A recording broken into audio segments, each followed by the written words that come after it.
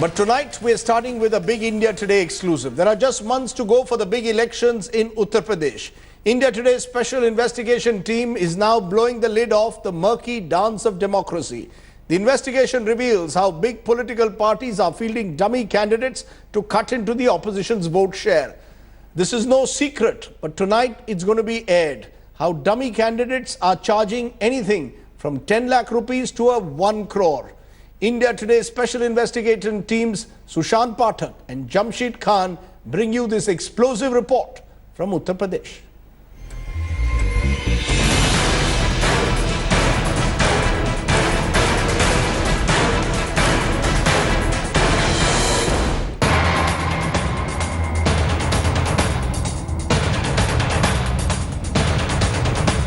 Posters, billboards, high-tech campaigning, doorstep canvassing, all in the hope of winning the loyalty of voters. The dance of India's democracy produces an impression of transparency. Beware, because some of these election campaigns could actually be stage managed, part of a very elaborate fixed match.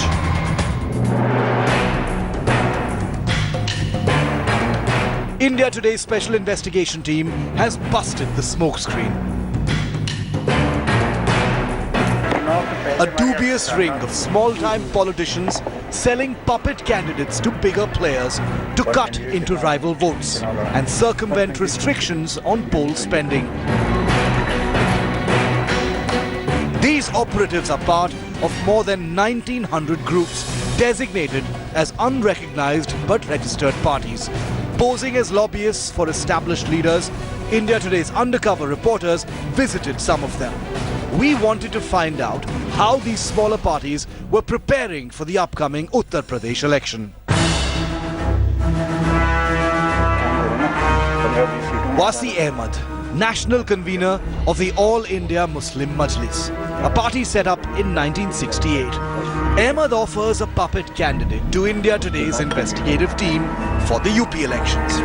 In industry jargon, bogus nominees are called dummies. इसमें dummy की बात है कि मेरा भी दल दूसरा भी रजिस्टर्ड है, मैं उससे डमी खड़ा कर दूंगा पूरा राष्ट्रीय अवामी दल से, वो भी साइन मेरे ही होना है। दूसरा कौन सा दल है आपको बताया आपने? राष्ट्रीय अवामी दल, उसका भी राष्ट्रीय अध्यक्ष मैं ये चुनाव आयोग में रजिस्टर्ड है राष्ट्रीय अवामी दल। कब कराई थी? ये 2002 राष्ट्रीय अवामी दल इसी नाम से है। हाँ, राष्ट्रीय अवामी दल। लेकिन इस नाम पे आपने राष्ट्रीय अवामी दल पे कभी कोई इलेक्शन लड़वाया? लड़ाया 2002 के असेंबली लड़ाए 10 सीट से। हाँ, लड़ा दी। यूपी है आपकी 2002। Ahmed then lists out the privileges these puppets bring to their sponsors, such as extra logistical support and more account books to manipulate expenditure on papers. आप थोड़ा सा मुझे मेरी जानकारी डमी का बता दो, डमी के फायदे क्या क्या होते हैं? डमी के फायदे ये होते हैं कि डमी की गाड़ियाँ लग जाती हैं, डमी के आदमी को सिक्योरिटी मिल जाती है, वर्कर वो उन्हीं का होता है, सिक्योरिटी गाड़ियाँ लेके उस बजट से कि कुछ कैंडिडेट ने खर्चा इधर दिखाया, कुछ उसका दिखाया। अच्छा। Wasi's proposition is expensive. His invoice includes a heavy one-time fund and a separate fee for his puppets. देखिए कैंडिडेटों को पैसे तो मैं कहा दूंगा,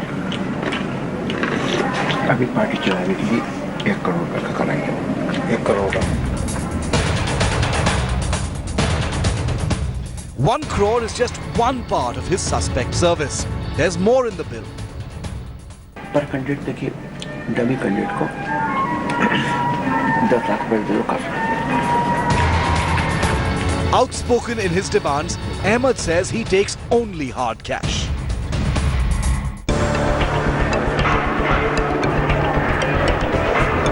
Next, India Today's special team, another leader of another party. Rajesh Bharti, national president of the Swarashtra Jan Party. His group from Mirzapur was registered by the Election Commission in 2011.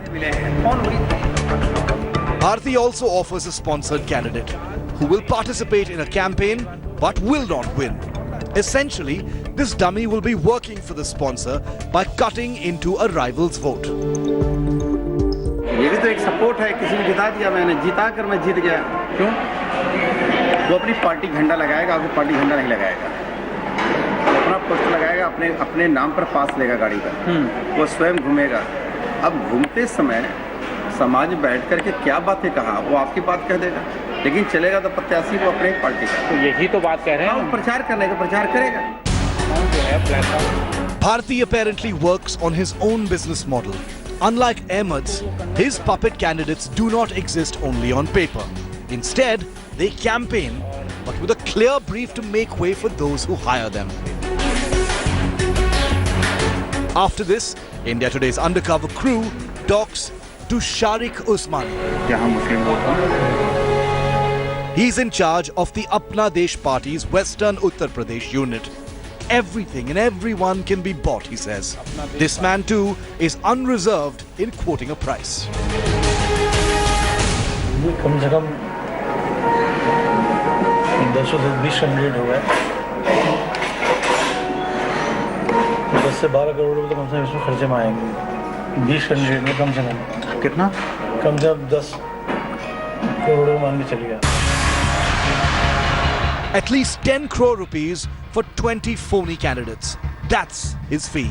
Stunningly high indeed. Now to one more UP politician.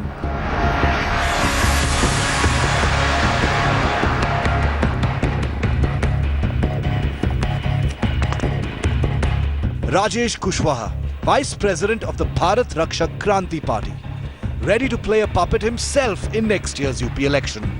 He then explains the loopholes that allow patrons of dummy candidates to pull the strings during elections. देखिए, चुनाव आयोग आपका कुछ भी नहीं कर सकता, ठीक है। चुनाव आयोग क्यों इसलिए नहीं कर सकता? क्योंकि हमने राष्ट्रीय पार्टी होने के नाते हमने घोषित किया है हमारा प्रत्याशी प्रचार कर रहा है या हमारा प्रत्याशी गायब है, इससे चुनाव आयोग को क्या लेना देना, ठीक है। हमारी गाड़ी जो हमने रजिस्टर कराई है, ठीक है, किसके लिए प्रचार कर रहे हैं इससे निर्वाचन आयोग को कोई लेना देना नहीं होता है, ठीक है। Blame it on weak enforcement or inadequate safeguards, many obscure small political groups appear to be engaged in attempts to tilt elections in favor of well-funded candidates. Alarming how money and deception color the scramble to power in the world's largest democracy. With Jamshed Khan and Sushant Pathak in Uttar Pradesh, this is India Today's special investigation team. One of the worst kept secrets of elections in India caught on camera, dummy candidates being put up during elections for a prize. T.S. Krishnamurthy, the former Chief Election Commissioner, joins me from Chennai. Mr. Krishnamurthy, we've known this for years, now it's on camera. There's a major election coming up in a few months in Uttar Pradesh and dummy candidates are being offered for anything from 1 crore to 10 crores. Can the Election Commission do anything about it? Well, as far as the political parties are concerned, they are the weakest link in our electoral or political system. Unfortunately, we do not have a separate law regulating the functioning of the political parties. We have been suggesting this for quite some time. Unfortunately, political parties are being registered by dozens almost every month, and we do not have any control so long as a particular qualifying conditions are filled up. In fact, we wanted to increase, the Election Commission wanted to put in additional conditions, but unfortunately at the judiciary that view was taken that the freedom to form association cannot be curbed with the Election Commission. So in fact, time has come for a separate law for political parties like many other countries. So you're saying, and also you're pleading helplessness. You're saying in the present laws, if a small party is formed, puts up dummy candidates, charges large amounts of money, candidates with similar sounding names to the official candidates, the Election Commission can do nothing about it unless the law is changed. Am I correct?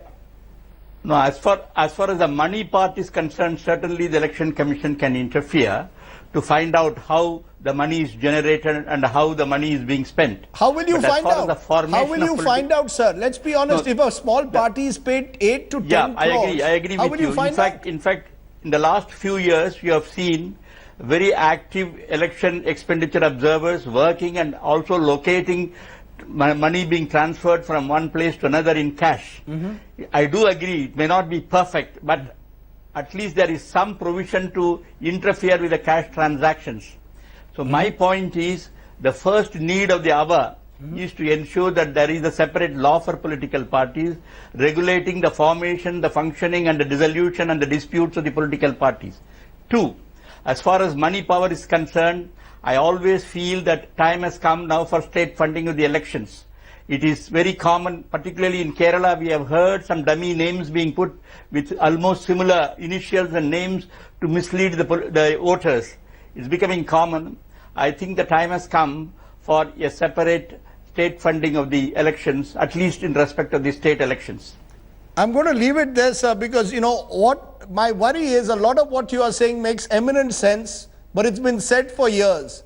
And my worry, Mr. Krishnamurthy, is nothing will change, because every political party, or at least all the major political parties, seem to be benefiting from these dummy candidates. Do you really believe anything will change? In fact, no, there is a vested interest among the political parties not to change the existing situation.